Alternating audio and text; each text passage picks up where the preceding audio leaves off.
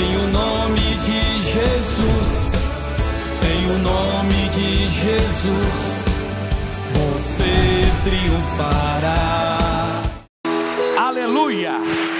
Eu sou Márcio Fatioli, pastor da Igreja Internacional da Graça de Deus em Bauru, São Paulo. E para quem está ao vivo, este é o Santo Jejum da Vitória, que acontece todos os domingos às 8 horas da manhã. E esta reunião especial, Dia das Mães, também comemoramos o nosso aniversário, o meu aniversário, no caso, e de mais alguns irmãos. E eu tenho certeza que esta reunião vai ser uma bênção. Cussi Júnior 325 é o meu endereço, eu quero ter a alegria de te receber. Vamos entrar em Gênesis capítulo 1, versículo 1, lá no comecinho da Bíblia. Gênesis 1 é onde iniciamos a nossa leitura. Você sabe que a obra de Deus, ela é revelada desde o primeiro dia da criação. Desde o primeiro dia. Não é o texto de hoje, mas por exemplo, Gênesis 1, 26, o Senhor disse assim: façamos o homem à nossa imagem e semelhança. Pergunto aos senhores, o homem foi criado à imagem e semelhança de anjos? De querubins, serafins, arcanjos? Não. Ele foi criado à imagem e semelhança de Deus. Então por que lá está escrito, façamos o homem? Porque Deus consiste em 3 pessoas. Deus é um ser único, mas consistente em 3 pessoas. Então já lá no capítulo 1, verso 26 de Gênesis, ele já dá um lampejo do que seria revelado lá na frente. Porque no Antigo Testamento eles não tinham consciência do Pai, do Filho e do Espírito Santo. No Antigo Testamento eles buscavam o Deus Jeová, Yahvé. No Novo Testamento passou-se a usar Pai, Filho e Espírito Santo. Mas já em Gênesis 26 ele usa o plural, façamos o homem. Ele já dá uma amostra do que seria revelado lá na frente. E se você notar, a Bíblia é cheia desses lampejos de revelação. Você vê que quando o povo de Israel, Josué, na caminhada da terra prometida, ele passa por 70 palmeiras e 12 fontes, até chegar em uma das cidades. Quantos discípulos Jesus teve num primeiro momento? 70. Quantos apóstolos ele teve? 12. Os discípulos amparavam, eram palmeiras que davam sombra, mas as 12 fontes saciavam a sede do povo. Quem foi que nos deu a palavra? Foram os apóstolos. Jesus nunca escreveu, não há um texto na Bíblia sequer escrito por Jesus. Todos os textos foram escritos por Mateus, Marcos, Lucas, João. Paulo escreveu mais da metade do Novo Testamento, mas Jesus nunca escreveu. Então você vê, eles são as 12 fontes que nos deram a água da palavra. Só que 70 palmeiras e 12 fontes está onde? No Antigo Testamento, remetendo ao que viria no Novo Testamento. Quem entende? Olha o Gênesis 1, 1, vamos fazer a leitura? No princípio, início de tudo, né? Deus criou os céus. Quando nós falamos Deus, nós estamos falando a respeito de quem? Do Pai, do Filho e do Espírito Santo. E o que ele cria? Os céus e a terra, tudo que existe, tudo que se move, tudo que há. E a terra era como, gente? Sem forma e vazia, e havia trevas sobre a face do abismo, mas o Espírito de Deus pairava sobre a face. Aqui nós temos a Bíblia toda, só no versículo 1 e 2 do primeiro capítulo da Bíblia. Nós temos primeiro a criação, todos aqui foram criados, sim ou não? Nós temos a terra que era sem forma e vazia, a nossa vida era sem forma e vazia. Nós não tínhamos rumo, não tínhamos direção, não tínhamos norte, e ao mesmo tempo tínhamos o coração vazio, sem a presença do Espírito Santo. E quem foi que deu forma à nossa vida? Quem foi que norteou a nossa vida, que preencheu a nossa vida? Foi o Espírito Santo por meio da palavra de Deus. Vocês entenderam o que a gente acabou de ler?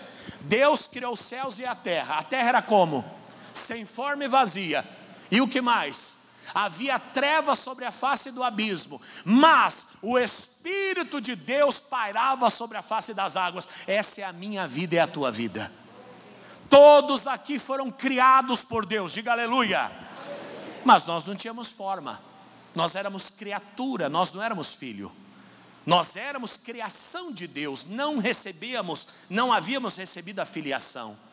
E por ser criatura, nos corrompemos, fomos para o pecado, chegamos ao fundo do poço, e todos chegaram. Alguém diz: pastor, eu nunca, eu sempre fui rico.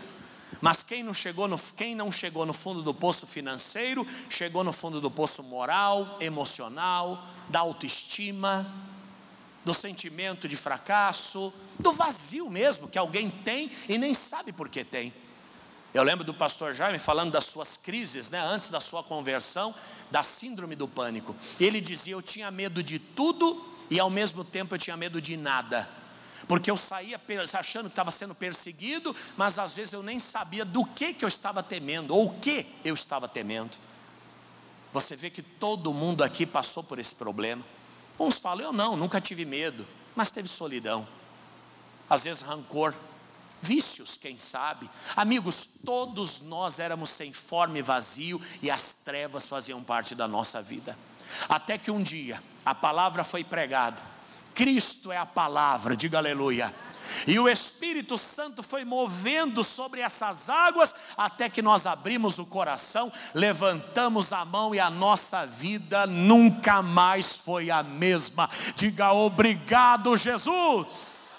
É claro que nós estamos lendo um resumo, Gênesis 1 e 2. Mas vamos destrinchar, vamos estudar sobre isso. Vá lá para Salmo 139, verso 14. Primeiro, nós vamos falar da obra do Pai, que é a obra da criação. Por que eu vou fazer essa exposição dividindo a obra do Pai, do Filho e do Espírito Santo? Por que eu introduzi esta mensagem falando que um dia Deus criou, Deus aperfeiçoou e Deus trouxe as águas da vida? Por quê? Porque nós temos que entender as fases do processo de Deus. Primeiro, nós tivemos o período da criação. Deus criou todas as coisas, inclusive a mim e a você. Foi a primeira fase, certo? Depois nós tivemos a fase bíblica da redenção, que foi a morte de Jesus na cruz pela humanidade. E agora, superada a criação, Deus não cria mais nada. Superada a salvação, Jesus não vai morrer de novo, já morreu e isso foi suficiente. Hoje nós estamos na terceira e última fase, que é a fase da consolação. Você vê que em Gênesis 1, em 2 versículos, tem esse breve resumo. Se você olhar no curso da humanidade, nós tivemos essas 3 fases: criação, redenção e o quê? E nunca se esqueça, você está numa escola bíblica. Primeiro, criação, vamos repetir todos juntos: criação, redenção e o quê? Consolação. Pastor, em Gênesis Deus já mostrava essa obra, perfeito. No mundo, na história, Deus fez essa obra, perfeito. Agora é a hora dele fazer essa obra na nossa vida. Primeiro, criado você já foi. Diga: eu estou aqui. Tem gente que não está não, que não falou. Você está onde? Diga: eu estou aqui. E olha como foi que você chegou aqui. Salmo 139, 14. Eu te louvarei, pois fui formado de modo tão admirável e maravilhoso. Tuas obras são maravilhosas, tenho plena certeza disso. Como nós fomos criados? De modo admirável e o quê? E maravilhoso. De onde nós viemos? Não sabemos. Talvez a resposta mais simples que a gente tem é aquela dada pela criança, né? De onde você veio? Da barriga da minha mãe. Quer dizer, na pureza deles, eles encontraram a solução, mas ninguém explica. Pastor, isso aqui é obra da reencarnação. Impossível. Por que é impossível? Ninguém reencarna. Porque segundo a teoria da reencarnação, as pessoas precisam morrer para reencarnar, sim ou não? Só que o mundo começou com 2 pessoas, depois tiveram filhos. De onde vieram essas almas? Reencarnaram? Não, eles eram inéditos. Depois morreram e nasceram de novo. Reencarnaram? Ok, mas hoje nós somos em 7 bilhões de pessoas. Essa conta nunca para. Se precisa alguém morrer para o outro nascer, o número de pessoas deveria ser sempre o mesmo, e a população não para de crescer. Fizeram aí algumas coisas para diminuir o número de pobres, né, da qual eu me incluo. O Covid mesmo foi para isso, foi para reduzir pessoas doentes, que dependiam do governo, auxílios, bolsas, assistência, e para diminuir o rebanho mais velho, é verdade. E as pessoas mais humildes, que os ricos tinham tratamento, tinham tudo. Mas deu errado, né? Porque o pobre multiplicou mais do que nunca, não sei se vocês perceberam. Se o plano do Covid era para diminuir o número de pobres no mundo, repetindo, do qual eu me incluo, deu tudo errado, porque o povo ficou em casa e só fez filho. Alguém teve um novo membro da família durante a pandemia aí? Falou, pastor, minha nora engravidou, minha neta, minha filha, meu filho teve um filho. Quer dizer, só multiplicou. Então você vê que a teoria da reencarnação ela não funcionou por questões matemáticas, ela não existe. Porque senão nós seríamos o mesmo número de pessoas do começo ao fim do mundo. Segunda coisa, para que serve a reencarnação? Ela fala de quê? Morre e nasce de novo, é um processo de quê? Você lembra? Vocês não iam no Allan Kardec não? Era mais na macumba mesmo? Era para passar por um processo de evolução, só que o homem está cada vez pior. Então essa evolução está dando errado também. Resumindo, não existe reencarnação. Você foi criado de uma forma terrível e maravilhosa. Ninguém sabe de onde você veio. Você nasceu de Deus. Foi Deus quem criou a sua alma, o seu espírito, o seu corpo e colocou você nesse mundo para ser mais do que vencedora. De uma forma terrível e maravilhosa. A concepção é uma maravilha. A vida é uma maravilha. Como é que se coloca os ossos no ventre de uma mulher? Não é verdade? Como é que uma mulher consegue carregar dentro da sua barriga, né, um ser vivo, que depois tem o seu cordão umbilical cortado e passa a ser uma pessoa totalmente independente, individual? A vida é um milagre, a vida é uma maravilha. E parabéns às mães, viu? Porque olha, eu tenho barriga, eu sei o que vocês passaram. Claro que a minha não chega a ser de uma mulher de 9 meses, mas de uns 4 meses e meio, mais ou menos. Mas não só isso, não é? A amamentação, meu Deus do céu. É leite, é não sei o quê. O menino morde, o menino puxa demais, aperta demais. Olha, hoje eu nem tinha preparado isso aqui não, mas realmente a vida e as mães são uma coisa maravilhosa. E o pai? O pai acorda cedo para trabalhar no outro dia. Mas a mãe realmente passou por um processo, né? Eu lembro a Lívia, quando foi grávida da Giovana, inchou todinha, irmãos. Teve aquela tal de eclâmpsia, mas depois eu conto essa história. Nós morávamos numa casa que tinha uma escada. E a Lívia não conseguia descer de frente por causa da barriga, não enxergava a escada. Eu às vezes passo por isso. Ela descendo de lado, né? E vai. De repente fez um barulho. Ela matou um rato, ela pisou em cima de um rato e não viu. Meu, se fosse eu tinha morrido já por causa daquele rato. Quer dizer, a mulher, ela está incluída no milagre da vida. E olha, nós somos seres únicos, individuais. A sua digital, a íris dos seus olhos. Não existe ninguém igual a você nesse mundo. Pastor, quem sou eu? Você foi alguém escolhido por Deus para estar aqui. Você foi escolhido por Deus para estar aqui. E de uma forma tremenda e maravilhosa. De uma forma que ninguém explica. E a nossa vida ela não pode se resumir ao pó. Pelo contrário, depois dessa vida nós continuamos vivendo do outro lado junto com Ele, aleluia. Porque Ele nos criou para a eternidade. Diga, eu sou eterno. Você é eterno, você não é passageiro. De tão importante que você é. Pastor, Deus Pai criou, é verdade. Hoje já não há mais criação. Eu falei isso em uma das pregações. Pastor, como não? Jesus criou o vinho. Não, Jesus transformou a água em vinho, Ele não criou. Pastor, e os pães? Ele criou pães. Não, Ele multiplicou. Tanto é que para que surgissem novos pães, alguém precisou doar os primeiros. Porque a fase da criação já passou. Não se cria mais nada. A água que a gente consome é a mesma que sobe e desce no processo lá da precipitação.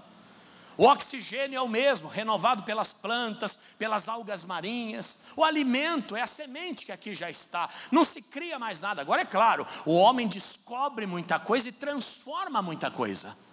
Você vê o teu celular, por exemplo. Tem ouro, usa-se ouro nas conexões. Tem o plástico que vem do petróleo, não é isso? Tem o vidro que vem da areia, tudo transformado. Mas criar, só Deus cria, e a fase da criação já passou. Ele não cria mais nada. Até a moeda para pagar o imposto. Jesus podia ter criado a moeda. Não, ele falou para Pedro, pega a vara, pesca um peixe, vai ter uma moeda na boca dele. Por quê? A fase da criação já passou, que foi o período do Pai, o período do Criador. O Pai, Ele nos criou. E para que nos criou? Jeremias 1,5, olha que lindo.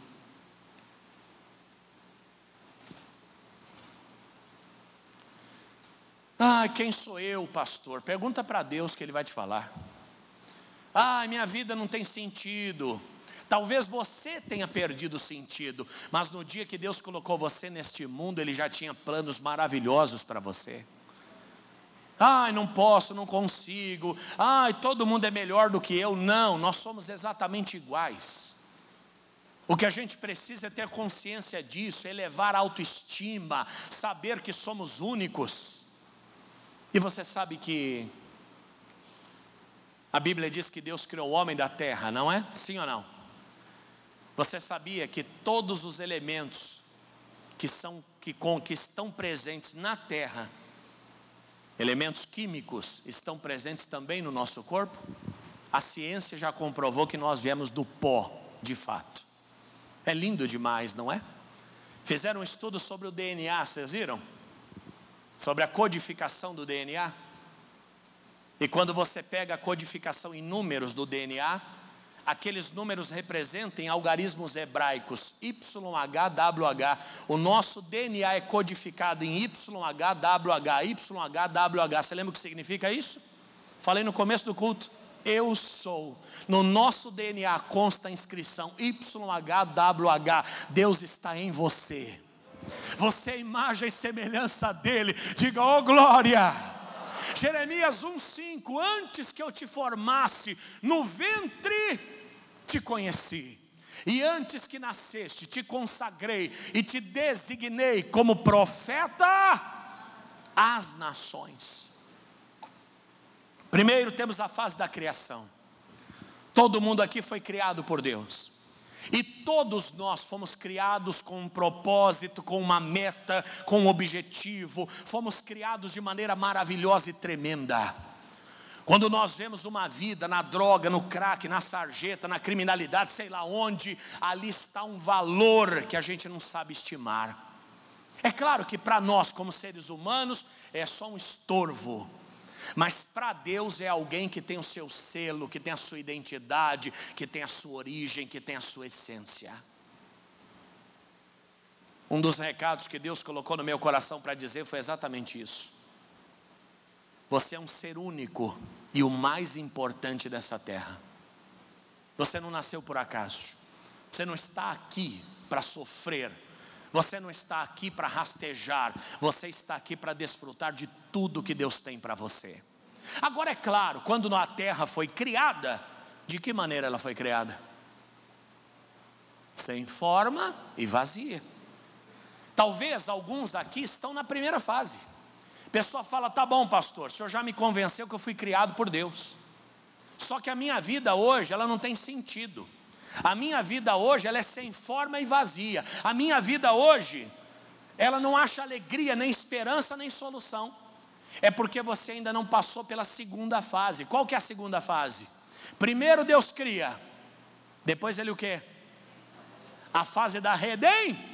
Essa fase é que vai dar sentido à nossa vida. Sem ela, a nossa vida é sem sentido. O homem sem Deus é nada. O homem com Deus é tudo. O homem sem Deus é nada. É nada. Estava ouvindo um podcast de um cidadão, não sei porquê, a gente estava numa viagem, a Lívia colocou e a gente começou a escutar. Um cidadão que foi um cabeleireiro conhecidíssimo em São Paulo, e ele acabou caindo nas práticas fora da natureza, colocou silicone no rosto inteiro, passou a ser conhecido como Fofão, no centro de São Paulo. E uma história até bonita de família, mas que ele se desligou da família e foi viver, acabou virando mendigo, morador de rua. No final morreu num hospital público como um indigente. Não tinha ninguém, não tinha nada. Pegaram o nome dele e montaram uma casa para acolher pessoas na mesma situação que ele. Resumindo, é a perpetuação do sofrimento, da desgraça, é a perpetuação da tristeza. O homem sem Deus é assim. Coloca silicone na cara até parecer um monstro. Usa droga buscando a felicidade, mas que acaba trazendo tristeza não só para ele, mas para todo mundo que está à sua volta. Busca satisfação sexual fora do casamento, que na verdade ele encontra a mesma coisa lá fora ou até pior, porque eu nunca vi um camarada que larga a mulher e pega uma coisa melhor. Geralmente pega um tribufu da desgraça. Camarada larga, nem deram risada que eu estou falando sério, né? É sério, mas é assim. Camarada larga a esposa, cheirosa, bonita, trabalhadeira, nem trabalhador, trabalhadeira, e arruma um bagulho, irmão, que você fala, você trocou por isso, porque é assim que o diabo faz, é o cigarro.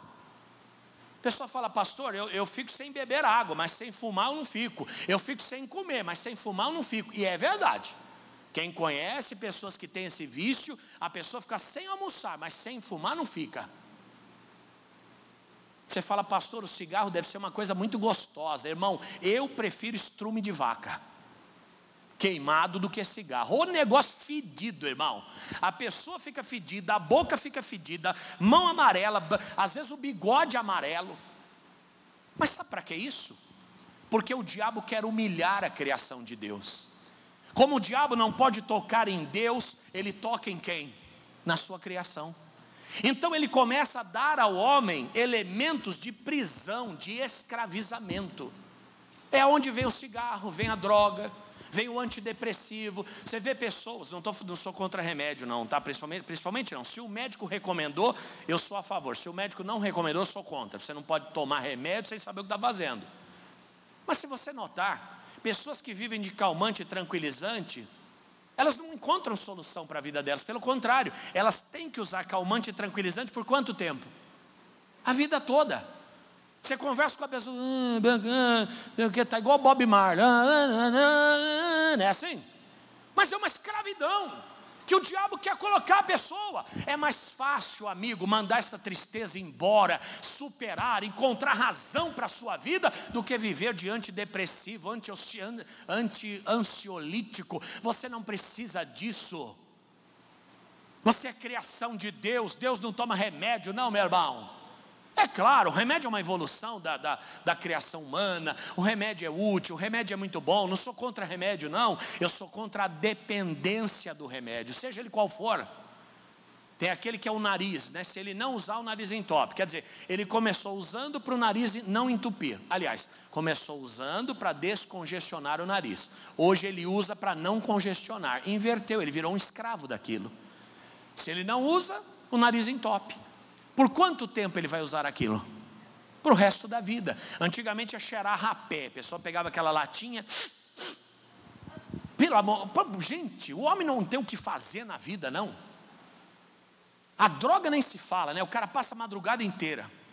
Anda que nem Satanás, de um lado para o outro. Se fosse um carteiro, não queria andar. Fala, eu ando demais aqui nesse emprego. Pela droga ele anda. Para salvar a família dele, ele não faria tanto esforço, mas para usar droga ele faz. Meu irmão, pelo amor de Deus, irmão. A pessoa fala, pastor, mas eu não sei o que faz. Eu também não, meu irmão. Eu nunca vi ninguém andar a madrugada inteira para comer um churrasco, para comer um chocolate. Quem é que gosta de chocolate? Eu sou daquele que se pegar eu como a barra inteira. Mas eu nunca saí de madrugada atrás de um chocolate para comprar. Você vê, tudo escravidão. A única coisa que o diabo quer é o quê? Tirar a nossa liberdade. Ainda que essa pessoa tenha sido criada por Deus, ainda que esta pessoa tenha sido chamada por Deus para ser uma bênção, o diabo não quer que ela seja livre. O diabo quer que ela esteja prostrada, fedida, pobre no sentido miserável, triste, depressiva, dependente de remédio. A única coisa que o diabo não quer é que você seja feliz. Sabe por quê? Porque ele é oposição ao diabo. Mas Deus tem para você toda a felicidade do mundo. Deus tem para você toda a realização do mundo. Diga glória a Deus. A segunda fase, todo mundo tem que passar por ela. Qual que é a segunda? Vamos lá, Isaías 59:2. Jesus está aqui, viu? Isso é maravilhoso. Isaías 59:2, olha que texto. Mas as vossas maldades ou iniquidades fazem separação entre vós e quem mais? E o vosso Deus. O que diz a parte B?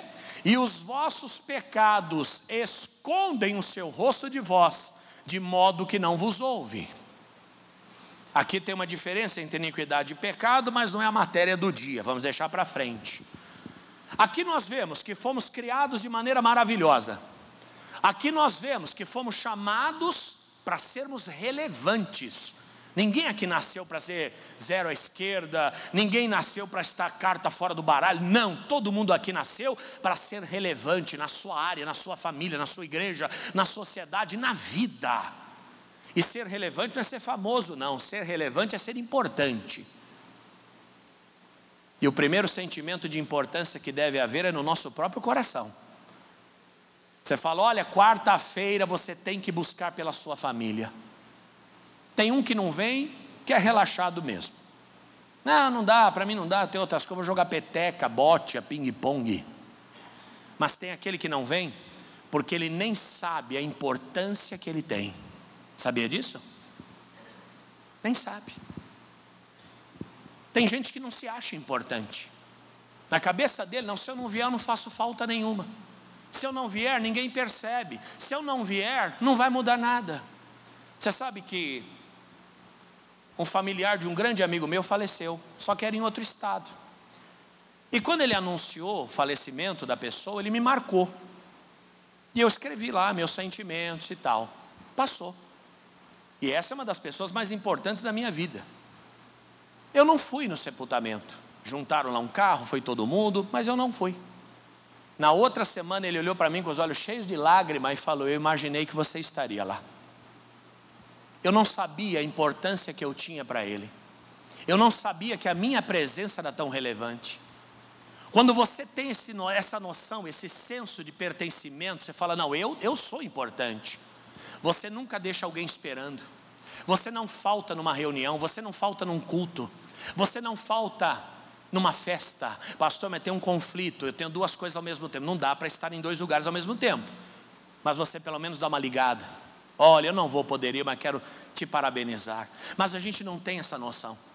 A gente acha que não somos ninguém. Isso não é questão de vaidade, é o contrário disso. É baixa autoestima. Você vê que muitas vezes nós não cumprimos o nosso papel porque a gente não tem nem noção de quem a gente é. E por isso a gente vive a vida do jeito que queremos. O que faz separação, voltando para o assunto de hoje, é o pecado. Alguém diz, mas pastor, eu não vivo no pecado. Amigo, Adão pecou por você, não se preocupe. Criança quando nasce, ela já tem o pecado original. Ela não precisa nem desenvolver a habilidade. O selo de Adão está nela. Lembra daquela desobediência? A morte de Adão, lembra? Eles não morreram fisicamente, eles morreram fisicamente depois. A primeira morte de Adão, ela foi espiritual. Tanto é que depois disso, ninguém mais viu a Deus face a face. Até Adão, Deus ia lá toda tarde, aparecia para Adão como ele é, na sua plenitude. Depois disso, o contato com Deus foi sempre por meio da oração. Deixa eu até falar algo aqui, prende o cinto para não cair da cadeira. A oração, na verdade, ela nunca foi plano de Deus para nós. O plano de Deus para nós é que nós falássemos com Deus face a face. A oração foi um remendo, porque se dependesse de Deus, nós andaríamos com Ele como Adão andava. Só que por conta do pecado, o homem foi atingido pelo pecado original de Adão e Eva, e nós então passamos a ter não ter, na verdade, a santidade necessária para olhar nos olhos de Deus. Tanto é que Moisés, um grande homem, já falamos muito dele aqui, ele faz um pedido a Deus, né? Deixa eu te ver. O que o Senhor fala para ele, você lembra? Olha, a minha face você não vai ver, porque senão você vai morrer. Mas faz o seguinte, entra na fenda dessa rocha e eu vou passar. Quando eu tiver passado, você me olha pelas costas. Você vai me ver, mas não de frente, você vai me ver de costas. E Deus permitiu, né? O Moisés dá aquela espiada, o Senhor já tinha passado e ele vê o Senhor indo. Mas foi algo extraordinário que não acontece todo dia. Lembra do profeta? Ai de mim que vi o Senhor e sou homem pecador. Ele sabia que ia morrer, mas ele viu de modo distante, não foi face a face. A oração foi um reparo, a oração foi um paliativo. Eu mesmo tive um Fiat 147. Alguém aqui teve um Fiat 147? Meus pêsames. Nada, depende do ano, era um sucesso, né, irmão? Pelo amor de Deus. Eu tive um Fiat, como é que é? O senhor teve um, era dela? O pai dela, tem que ser o sogro mesmo, né? Puxa vida, viu? Mas naquela época, né, irmã, era uma riqueza, era um luxo total. Fiat 147 Belina, quem tinha uma Belina mesmo, era milionário. Verdade, até quem tinha um Fusca, o Fusca era sinônimo de riqueza. Quer dizer, eu tive um Fiat 147, começou a vazar no radiador, que esse carro assim sempre vaza. Não tem freio de mão, não tem, porque quando eu comprei já não era mais de rico, já era de pobre mesmo. Eu passava o cinto por fora, fechava a porta e travava o cinto aqui, que é lógico, segurança dupla, já me segurava e segurava a porta também. O meu carro tinha dupla segurança. O senhor já teve um desses, pastor? 147 também? Fiat Elba. Misericórdia, gente. Mas não foi aquele que levou o Collor ao impeachment, não, né? O senhor que deu para ele. Você sabe que o Collor perdeu a presidência porque ele ganhou um Fiat Elba, né? Devia custar mais ou menos uns 6 bilhões. O Fiat Elba. Deixa eu dar aquele coice, né? Para não deixar de... Mas voltando para cá. Não quero arrumar inimigos. Já temos os impostos. Então, onde eu estava, meu Deus? Sim, o paliativo. Então alguém falou para mim, olha, você tem que trocar o radiador. Eu falei, mas dinheiro eu não tenho. Ele falou, então faz o seguinte, pega a clara de ovo, você que trabalha na agência, não vai aprender isso aí não, meu irmão. Deixa o carro esquentar, o carro está vindo da rua bem quente, você abre o capô, pega a clara de ovo, mas não põe a gema, nós não vira um omelete. Pega só a clara e joga dentro. Eu joguei. Irmão, começou, você abria assim a tampa, você via água girando lá dentro, né? Começou a girar aquele monte de ovo lá dentro. Cozinhou o ovo. Mas não é que a água parou? E tem lógica, né? Porque aquele ovo, ele vai procurar o quê? Onde está o vazamento. Por causa da pressão da água. Tampou. Resolveu. Vendi o Fiat 147, até hoje não me procuraram. Você sabe que a oração, se você olhar o contexto bíblico, é mais ou menos isso. Porque Deus não criou ninguém para ficar orando para o invisível. Nós fomos criados para falar com Ele face a face. A oração foi um paliativo. Tanto é que depois da nossa redenção, diz a Bíblia, nós o veremos como Ele realmente é. Aleluia! Olha o que ele diz, os vossos pecados escondem o seu rosto de vós. O pecado tira a gente dessa comunhão. Por isso que o homem, desculpa a expressão, vira um verdadeiro lixo. Você fala, eu não acredito que você fez isso com a sua vida. Eu não acredito que você destruiu a sua vida. Mas por quê? Separado de Deus, ninguém chega a lugar nenhum. Separado de Deus, ninguém vai a lugar nenhum. Efésios capítulo 2:12. Primeira fase, criação. Segunda fase, redenção. Todo mundo tem que passar por isso. Resumo que já estava escrito lá em Gênesis 1:2. Olha que bonito. Olha lá, Efésios 2:12.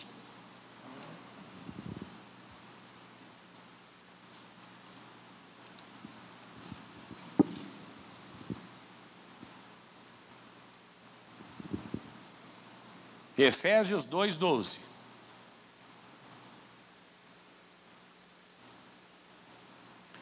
Que naquele tempo estáveis sem Cristo, separados da comunidade de Israel, do povo de Deus, e estranhos aos concertos da promessa, não tendo esperança e o quê? E sem Deus no mundo. Posso ser sincero a você? Eu já li a Bíblia inteira, mas eu nunca tinha me atentado para esse versículo. Sem Deus no mundo. Em outras palavras, vida vazia, vida destruída, vida chutando lata, isso que acontece. Você pode ter sido criado por Deus, você pode ter planos maravilhosos de Deus ao teu respeito, mas se você não fizer uma aliança com Cristo, de vida eterna, de salvação, você vai viver sem Deus no mundo. A vida passa e a gente vai passar junto com ela.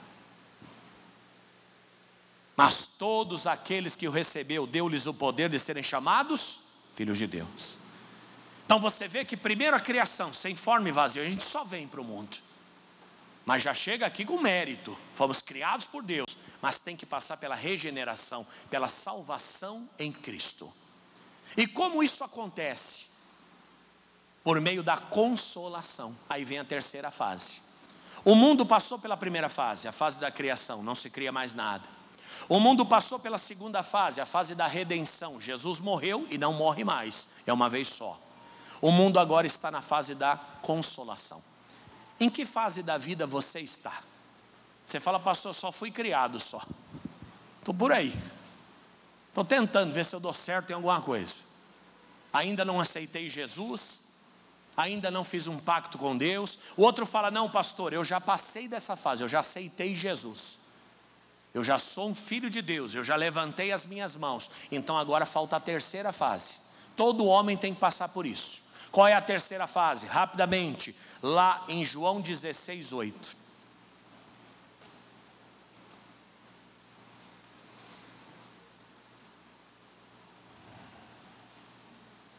Ô pastor, mas tem que ficar mexendo na Bíblia? Ué, você veio na igreja, você quer mexer em quê?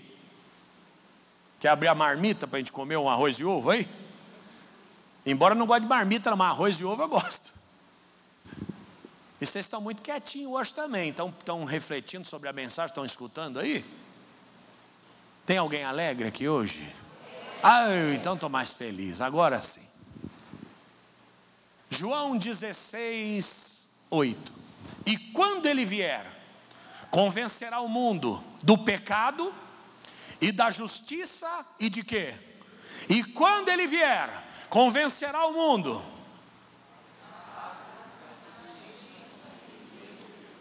Quando ele vier, ou ele já veio? Ele já veio. O Espírito Santo não foi derramado em Atos 2? Estamos na terceira fase da obra de Deus, que foi dado um lampejo lá em Gênesis 1. Terra criada, sem forma e vazia, havia trevas sobre a face do abismo, mas as águas, o Espírito se movia sobre a face das águas. Nós temos ali no versículo 1 e 2, um breve resumo da história da humanidade. Primeiro Deus cria, depois Ele justifica e por último Ele consola, Ele transforma, Ele regenera. Só que essas três fases têm que se cumprir na nossa vida também. Você já passou da primeira fase? Quem aqui foi criado por Deus? Isso, levanta mais alto. Passou o Rexona cedo? Bem alto assim, ó. Oh, glória!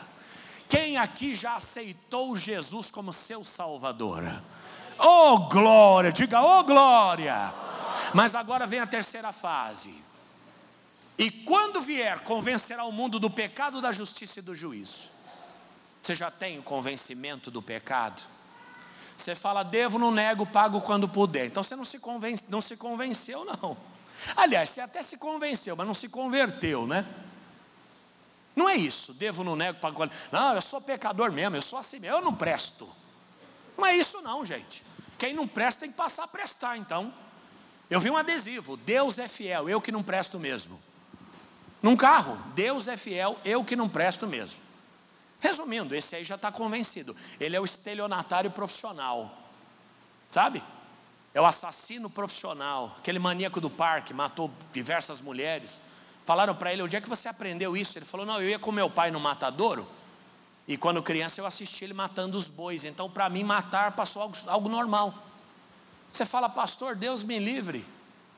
Mas as crianças, elas têm formação, gente. tudo que a gente é, nós aprendemos quando criança, sabia? Tudo que a gente é. Nossos medos, nossos traumas. Você sabe que eu tenho agonia de calor, eu ando dentro de um carro de paletó, esqueci de tirar o paletó, estou com um cinto, meu Deus, eu tenho que tirar isso aqui rápido, me dá um calor desesperador, até porque eu tenho 7 capas de gordura, o calor é até maior. Aí o que eu faço? Lívia, me ajuda, pelo amor de Deus. Ela tem que puxar a manga, que é negócio, porque é gordo para arrancar a roupa, meu Deus do céu, é um desespero. Mas sabe por quê? Quando eu era criança, um primo meu, o Edson, viu, mãe? Contando tudo para minha mãe aqui agora. O Edson, meu primo, e de vez em quando ele até assiste aí. Um abraço, Edson, um beijo. Mas que você era um pilantra, você era. Então, ele era mais velho, ele tinha uns 16, 17 anos, né?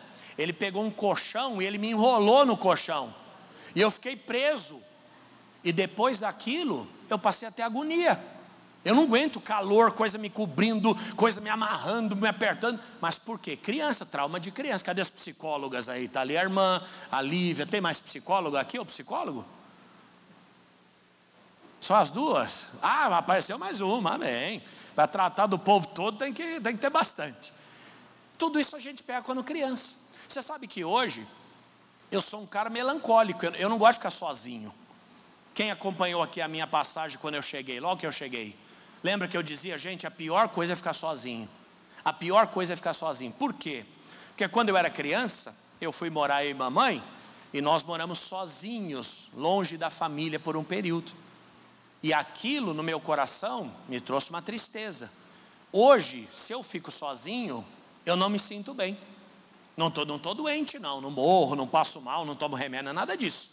Mas eu só sou feliz no meio de pessoas. Tanto é que o meu escritório eu deixo até aberto. Eu não fecho, eu gosto de movimento, eu gosto de ver gente. Mas tudo isso quando criança. Trabalho, a mesma coisa. Minha mãe falava para o meu pai, fica, hoje está chovendo. Meu pai falava, não, eu tenho que trabalhar, ninguém vai pagar minhas contas não. Então eu vi isso com meu pai, por isso que eu coloquei na cabeça, eu vou trabalhar, eu vou vencer na vida. Tudo quando criança. Então quando a gente se convence do pecado, a gente abandona o pecado. Voltando para o que estávamos falando. Não é convencer da prática, é convencer do erro. Não, eu fumo, eu sei que é errado. Está com cigarro na mão, mas eu sei.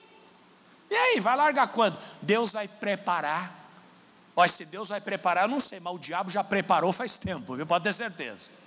Porque tem muito crente nessa doutrina, né? Quando é que vai parar de beber? Deus vai preparar. Falou o cachaceiro crente. Ele vai bebendo, vai dando glória. Ô glória, ô glória. Não, tem que convencer do pecado. Não adianta ser criação de Deus, não adianta ter recebido Jesus, se o Espírito Santo não te convence. E o que é convencer? Lembra do jovem rico? E caindo em si, disse, quantos trabalhadores de meu pai têm abundância de pão e eu tenho fome? Ele se convenceu. Podia ter dito, meu pai é gente boa, mas também tem seus defeitos. Como muita gente faz. Tá bom, eu errei, mas tem gente que faz pior do que eu. Ele caiu em si, repita comigo, caindo em si. Nós temos que ser convencidos pelo Espírito Santo. A gente só muda quando é convencido. A Lívia insistiu que me convenceu a matricular na academia. Matriculei, estou matriculado, já faz 2 semanas, né, Lívia? Já perdi 15 dias já em 2 semanas, graças a Deus.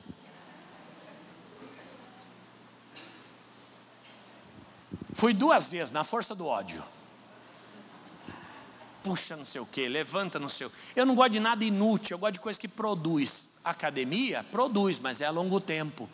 Eu já quero sair de lá bombado. Fatioli e maromba, mas vai levar um tempo.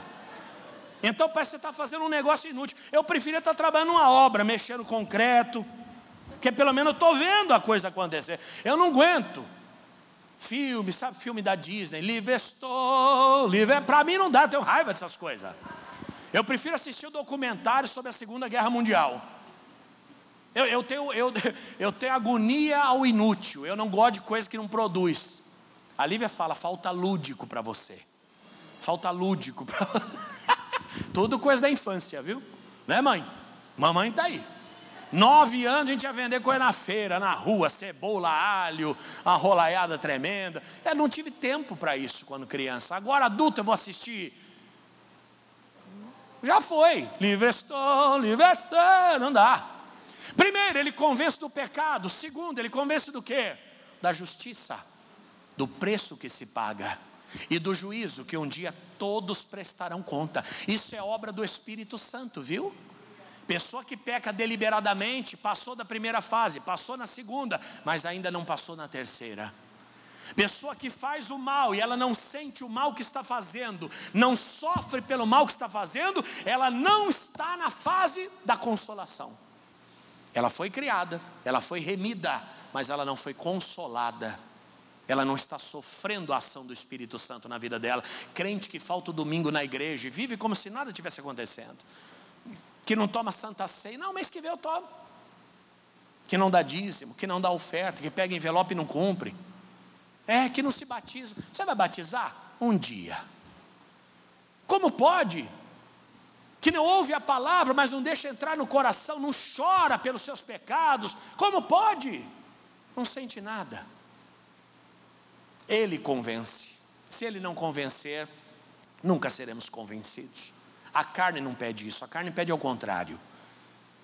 Eu sei que eu também estou na carne, e sou carne. Um dia serei eterno, mas hoje ainda sou passageiro, estou nesse mundo de passagem. Hoje o relógio tocou, pelo amor de Deus, eu vim de São Paulo, né? Cansativa a viagem. Tocou o relógio, pus soneca de novo. Começou a tocar, era 4h30. Eu acordei, era 5h20. Não, 5h40, acordei, era 6h10. Chega uma hora, o relógio desiste. Fala, então perde a hora, miserável.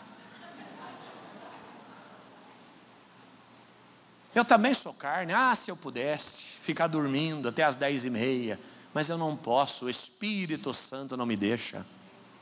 E não te deixou também, porque você está aqui. Aleluia! Não te deixou também, porque a carne pede outra coisa. A carne quer linguiça apimentada na brasa. Quem gosta aí dá um glória. Só os gordos levantaram a mão, né? Brincadeira. Os magrinhos, mas é que os magrinhos não tem nem força. Também não vai. Atos 1:8 é a última fase da redenção. Ô glória! Criação, redenção e consolação. Tudo revelado no 1º e 2º versículo da Bíblia, que se cumpriu na história do mundo e se cumpre na nossa história também. Atos 1:8, agora que é a explosão, gente. Mas recebereis a virtude do Espírito Santo, que há de vir sobre, e ser-me-eis testemunhas, tanto em Jerusalém, como em toda a Judéia e Samaria, e até os confins da terra. Diga, ô glória! Reginaldo que está aí fora, diga, ô glória! Vem um dos dois para cá, deixa um só aí, que vocês não podem perder essa mensagem. Amigos, fomos criados de maneira terrível e maravilhosa. Fomos justificados pelo sangue de Jesus. Andávamos sem Deus no mundo. E depois, o Espírito Santo nos convenceu do pecado, da justiça e do juízo. E Ele faz isso todo dia, toda hora. E por último, sabe qual é o resultado? Ser-me-eis testemunhas, tanto em Jerusalém quanto na Judéia e até os confins da terra. Diga, eu sou testemunha. Diga, eu sou testemunha. Sabe o que é ser testemunha? Jesus não existe, claro que existe. Eu tive um câncer e Ele me curou. Jesus não existe, claro que existe. Eu vivi no fundo do poço e Ele me levantou. Jesus não existe, como não existe? Se um dia eu andei na desgraça, na miséria, na sarjeta, e Deus me fez um vitorioso. Ser testemunha não é ser papagaio não, meu irmão. O pastor falou, fulano falou, nossa, uma irmã falou, fulano falou. Você não é testemunha de nada. Se você for numa audiência e o juiz perguntar, olha, você viu? Não, eu não vi, eu ouvi. Não, então não, está dispensado. Quem ouve não é testemunha. Testemunha é quem? É quem vê. Quando você é criado, quando você é redimido, quando você é convencido, o poder de Deus toma a sua vida e você passa a ver milagres, e por onde você for, você vai ser uma brasa viva nas mãos dele. Aplauda Jesus, porque esse fogo está em nosso meio. Diga aleluia! Agora, uma coisa a gente não pode desconsiderar: não dá para pular fases. Eu queria tanto que Deus me tocasse, eu queria tanto ser uma bênção, eu queria tanto ser. Primeiro você tem que ter a consciência da criação, depois tem que ter consciência e pacto com Cristo. Por último, último de tudo, aí você começa a ver o resultado. Tem muita gente que ainda está na primeira fase. Eu convido você a passar para a segunda. Levante a mão e aceite Jesus. Tem outros que estão na segunda fase. Eu convido você para a terceira. Deixa o Espírito Santo te convencer, para tirar toda a treva da tua vida. E quando Ele tirar toda a treva da tua vida, você vai ter uma luz tão grande sobre você. Você vai ser testemunha do Senhor por onde você passar. Aleluia! E todo esse plano já foi revelado em Gênesis 1, 1 e 2. Por isso nós temos o Pai, o Criador, o Filho, o Redentor, e o Espírito Santo Consolador. Que o Pai, o Filho e o Espírito Santo nos abençoe nesse dia. Vamos aplaudir a Deus e nos preparar para a Santa Ceia. Oh, aleluia! Muito obrigado, Jesus, por esta reunião abençoada, por esse povo tão querido e maravilhoso que nesta manhã te adora. Jesus, que nós possamos superar essas 3 fases e vivermos a plenitude do Espírito Santo sobre a nossa vida. Pai, abençoa também quem está em casa, que o Senhor lhes dê paz, segurança e prosperidade, e traga os seus escolhidos, Senhor. Cusse Júnior 325 é o endereço da felicidade aqui em Bauru, é o endereço da palavra, é o endereço da revelação. E que Deus abençoe a todos em nome de Jesus. Em o nome de Jesus, em o nome de Jesus, você triunfará.